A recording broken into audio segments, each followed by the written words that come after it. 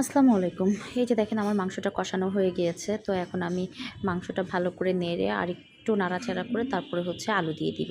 আলু দিয়ে আরেকটু কষিয়ে তারপরে হচ্ছে পানি দিব। তো ঝোলের জন্য আসলে আমরা ওইভাবে ঝোলটা খাই না। আর আমাদের মাংস রান্না আপনাদেরকে আগেই বলেছি আমরা একটু ঝাল বেশি খাই। হলুদটা একদমই খাই না বলা চলে, তবে ঝালটা একটু বেশি খাই। তো এই যে আমি আলুগুলা দিয়ে দিচ্ছি। আলুগুলা দিয়ে একটু নেড়ে চেড়ে তারপর আরেকটু কষায় তারপরে পানি দিব। আর এই মুরগিটা হতে একটু সময়ও লাগে। লেয়ার মুরগি তো, লেয়ার মুরগিটা খেতেও টেস্টি অনেক। মানে দেশি মুরগির মতনই টেস্ট পাওয়া যায় এটাই। তো এই যে আমি ভালো করে নেড়ে চেড়ে নিচ্ছি। আরেকটু কষানো হলে তারপরে পানি দিব।